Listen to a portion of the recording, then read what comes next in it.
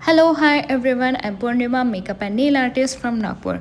आज हम सीख रहे हैं how to do builder gel extensions. Builder gel extensions करने के लिए आपको सबसे पहले आपके नेचुरल नेल को फाइल कर लेना है, वहाँ का मॉइस्चर निकाल लेना है। मॉइस्चर निकालना इसलिए ज़रूरी है, अगर आप मॉइस्चर नहीं निकालेंगे तो आपके नेल्स जल्दी चिप हो जाएंगे, जल्दी निकल जाएंगे, उनकी जो ड्यूरेबिलिटी है वो नहीं रहेगी। देन फिर आपको क्यूटिकल पुशर के हेल्प से क्यूटिकल्स को पुश करना है।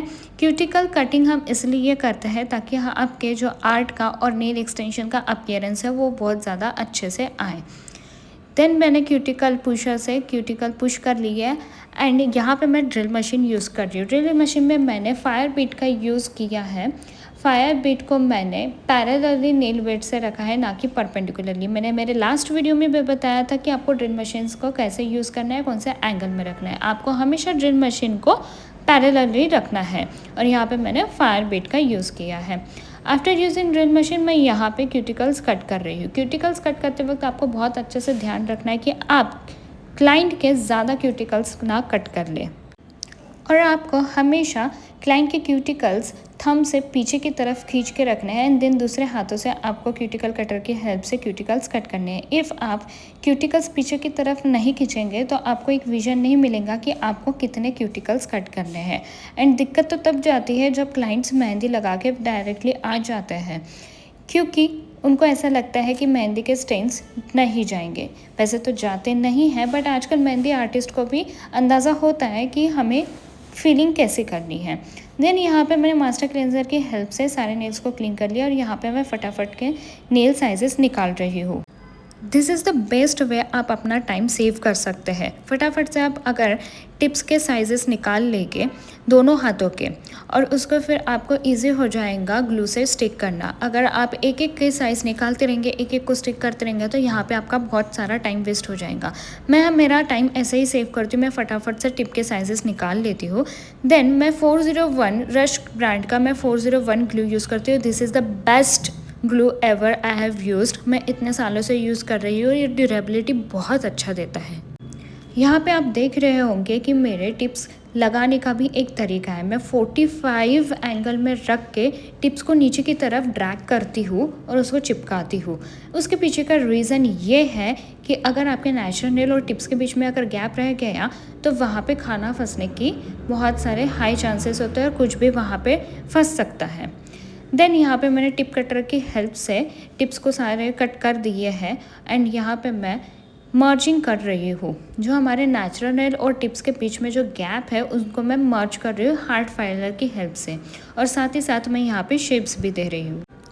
इफ़ आपके क्लाइंट को समझ में नहीं आ रहा है कि उसे उसके हाथों पे कौन सा शेप जाएगा या फिर उसे कौन सा शेप करना है, और यहाँ पे आपको लगता है कि आपका टाइम बहुत ज़्यादा वेस्ट हो सकता है, so here is the solution. आप सबसे पहले मर्जिंग करते वक्त कॉफिन शेप दे दो। कॉफिन शेप देने का सबसे बढ़िया बेनिफिट ये है कि उसमें आप राउंड शेप भी दे सकते हो, आलमंड शेप भी दे सकते हो, स्टडीटो शेप भी दे सकते हो, और चाहे तो आप लेंथ कट करके उसको स्क्वायर में भी ट्रांसफॉर्म कर सकते हो। बट आपको ध्यान रखना है कि जब भी आप टिप कट करें तो उसका लेंथ ज़्यादा रखें, ताकि आपको क्लाइंट को डिसीजन लेने में ये बेनिफिट हो कि उनको लेंथ कितना रखना है और शेप कौन सा देना है। कॉफिन शेप देने के बाद आप उसको किसी भी शेप में कन्वर्ट कर सकते हैं। तो मर्जिंग करते वक्त आपको कॉफिन शेप ही देना है and then ask your client कि उनको शेप कौन सा देना और लेंथ कितनी रखनी है। After using hard filer shaping के लिए मैं यहाँ पे स्मूथ फाइलर का यूज़ कर रही हूँ। स्मूथ फाइलर से आपको कैनवास क्लियर मिल जाता है और नीचे का जितना भी प्रोडक्ट है एक्सेस वो भी निकल जाता है। आपको स्मूथ फाइलर के दोनों साइड यूज़ करने हैं। यहाँ पे आप देख सक रहे होंगे कि मैंने रिंग फिंगर और मिडल फिंगर के क्यूटिकल्स को पास पास रख के उनकी लेंथ मेजर की है। आपको हमेशा ध्यान रखने कि आपके रिंग फिंगर और मिडल फिंगर का लेंथ हमेशा एक जैसा होना चाहिए, और यहाँ पे भी मैं इनको शेपिंग दे रही हूँ। अब मैंने आप एक चीज़ नोटिस की होगी कि यहाँ पे मैं जहाँ जहाँ हार्ड फाइलर यूज़ कर रही हूँ वहाँ वहाँ मैं स्मूथ फाइलर यूज़ कर ही रही हूँ, because it is mandatory. Smooth filer से आपका बहुत सारा एक्सेस प्रोडक्ट निकल जाता है।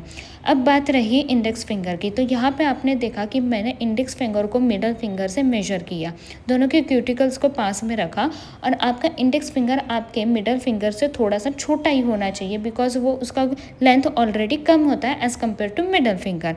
अगर आप उन दोनों की लेंथ को एक जैसा रख दोगे तो आपको हमेशा ये देखने मिलेगा कि आपका इंडेक्स फिंगर लंबा लग रहा है। तो आपको ये ध्यान में रखना है कि मिडल फिंगर से आपका इंडेक्स फिंगर थोड़ा छोटा ही होना चाहिए। यहाँ पे भी मैंने शेपिंग के लिए हार्ड फाइलर और स्मूथ फाइलर दोनों यूज़ किया है। नाउ हम आते हैं थंब के ऊपर। थंब को भी आपको हमेशा ज़्यादा से ज़्यादा छोटा ही रखना है, क्योंकि थंब का यूज़ बहुत ज़्यादा होता है तो क्लाइंट को पिक करने में, कोई भी चीज़ पिक करने में बहुत दिक्कत होती है। यहाँ पे आप देख पा रहे होंगे कि मैंने एक हाथे का तो बता दिया कि आपको लेंस कैसे मेजर करने हैं। यहाँ पे मैं आपको 2 हाथों के लेंस कैसे मेजर करने हैं वो बता रही हूँ। सबसे पहले मैंने दोनों थंब के क्यूटिकल्स को पास पास रखा और उनको कट कर दिया। देन मैंने इंडेक्स फिंगर को पास पास रखा और उनको कट किया। देन मैंने मिडल फिंगर को पास पास रखा और उनको कट किया। अब रिंग फिंगर और लिटिल फिंगर के लिए आपको हाथों को क्रॉस करना होगा एंड देन मेजर करना होगा। यहाँ पे भी मैंने एक हाथ का कंप्लीट होने के बाद दूसरे हाथ को मैंने शेपिंग कंप्लीट कर ली है। और यहाँ पे मैं प्राइमर नेचुरल नेल पे अप्लाई कर रही हूँ। प्राइमर हम हमेशा नेचुरल नेल पे ही अप्लाई करते हैं और उसे क्योर करने की ज़रूरत नहीं होती, वो एयर ड्राई हो जाता है। देन मैंने 3 स्ट्रोक्स का यहाँ पे बेस कोट यूज़ किया है, which is a very good brand and good base coat. मुझे कभी भी दिक्कत नहीं आई। इसका टॉप कोट भी अच्छा है, इसका बेस कोट भी अच्छा है, इसका प्राइमर भी अच्छा है, इसका डिहाइड्रेटर भी अच्छा है। तो बेस कोट को आपको क्यूटिकल, साइड क्यूटिकल में बिल्कुल जाने नहीं देना है। अगर आपका बेस कोट वहाँ पे चला गया है तो अल्टीमेटली आपके सारे प्रोडक्ट वहाँ पे फ्लो हो जाएंगे। तो आपको बेस कोट लगाते वक्त बिल्कुल ध्यान रखना है कि क्यूटिकल एरिया में वो बिल्कुल भी ना फ्लो करे और उसको 60 सेकेंड क्योर कर लेंगे। यहाँ पर मैंने ब्लू स्काई का बिल्डर जेल यूज़ किया है। और आप मेरे टेक्निक्स को ध्यान से देखिए। मैं बिल्डर जेल का एप्लीकेशन ही ऐसा करती हूँ कि मुझे ज़्यादा फाइलिंग करने की ज़रूरत ना पड़े। एप्लीकेशन के दौरान ही मैं एपेक्स क्रिएट कर लेती हूँ। तो यहाँ पे मैंने बिल्डर जेल एप्लीकेशन करने के बाद 1 हेयर ब्रश को यूज़ किया है for side cuticles. Side cuticles के लिए मैंने इसलिए यूज़ किया है क्योंकि वहाँ पे कोई प्रोडक्ट फ्लो ना हो।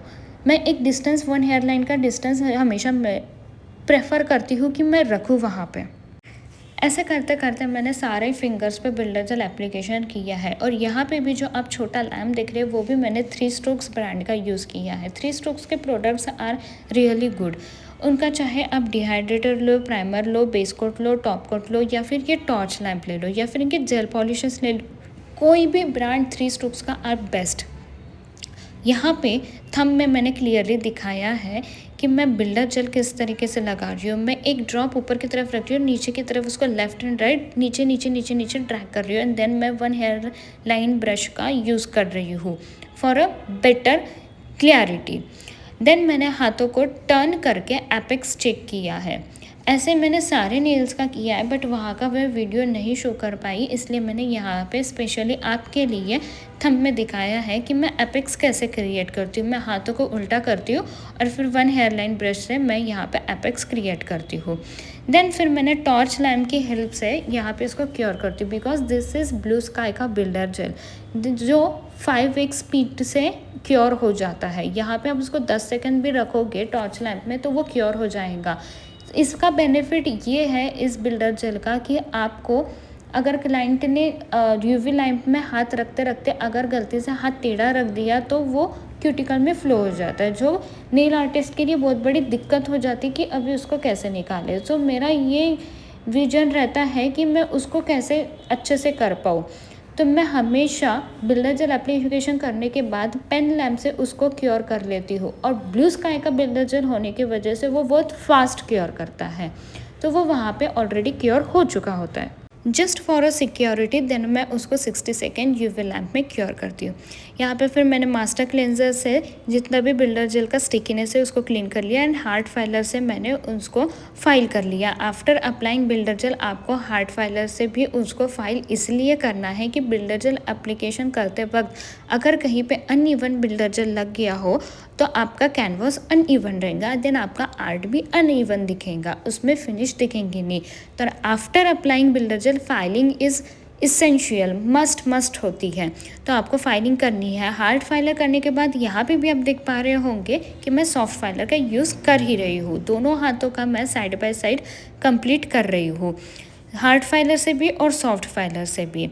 आफ्टर दैट आपको हमेशा इस चीज़ का ध्यान रखना है कि आपका फाइलर इस डायरेक्शन में टर्न हो कि आपका फाइलर क्यूटिकल में ना जाए क्लाइंट के, क्योंकि बहुत बार क्लाइंट को दिक्कत इस बात से होती है कि फाइलिंग करते वक्त उनके क्यूटिकल बहुत ज़्यादा घिस जाते हैं। तो आपके फाइलर का डायरेक्शन बहुत ज़्यादा इम्पॉर्टेंट होता है। अब बारी आती है नेल आर्ट की। नेल आर्ट के लिए मेरे क्लाइंट को काफ़ी मिनिमल और सटल नेल आर्ट चाहिए था उसकी एंगेजमेंट के लिए। तो हमने यहाँ पे जेली कलर यूज़ किया है। जेली कलर में मैंने पिंक कलर यूज़ किया है।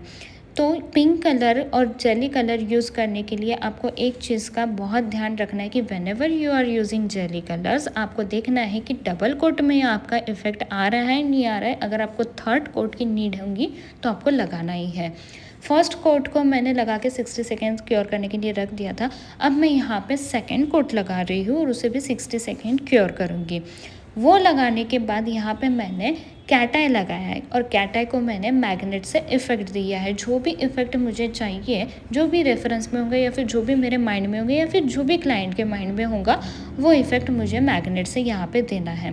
कैट आई करते वक्त आपको एक चीज़ का ध्यान रखना है कि आपको हमेशा एसी में काम करना है। अगर आपके पास एसी नहीं है तो आपको फ़ैन ऑफ करके कैट आई करना है, क्योंकि कैट आई लगाते से ही एयर से उसका इफ़ेक्ट हट जाता है। और यहाँ पे आपको एक ही फिंगर को इफ़ेक्ट देके उसको क्योर करना है। It is a time taking process but this is the best way to do good cat I.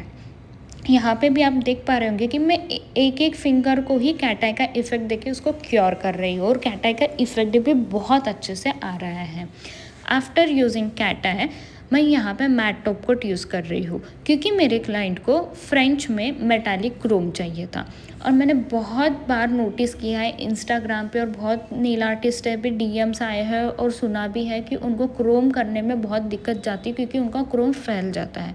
I really don't know कि आपका क्रोम कैसा फैलता है, बट डोंट वरी, मैं उसका भी ट्यूटोरियल आपके साथ शेयर करूँगी कि क्रोम नहीं फैलता, क्रोम अच्छे से लग जाता है। मैं यहाँ पे आपको अभी दिखाऊंगी कि क्रोम कैसे करते हैं।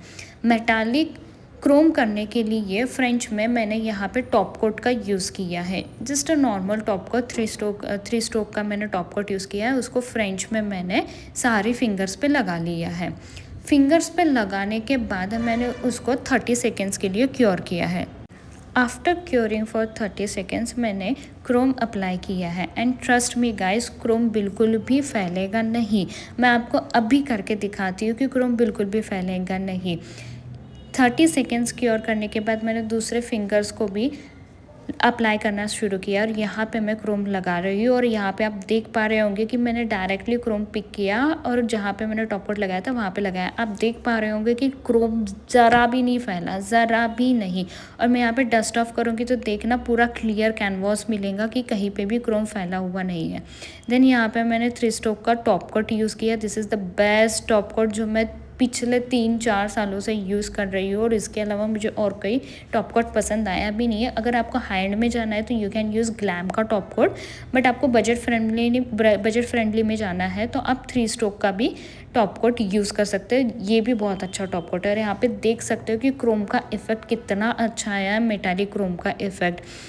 और आपको क्रोम का अंदाज़ा नहीं है कि कैसे करना है, क्या करना है, कौन से प्रोडक्ट्स यूज़ करने हैं, क्या करने हैं, तो जस्ट कमेंट में डाउन, मैं सब कुछ एक क्रोम का सेपरेट वीडियो ट्यूटोरियल आपके साथ शेयर करूँगी। और ये कैट आई और क्रोम करने के बाद मेरा जो दिल खुश हुआ है, I can't even tell you, और मेरे क्लाइंट को भी बहुत पसंद आया। This is the final result. आप देख सकते हैं कि क्लाइंट को जैसे मिनिमल चाहिए था मिनिमल भी मिला और उन्होंने जैसे बोला था वैसा हुआ।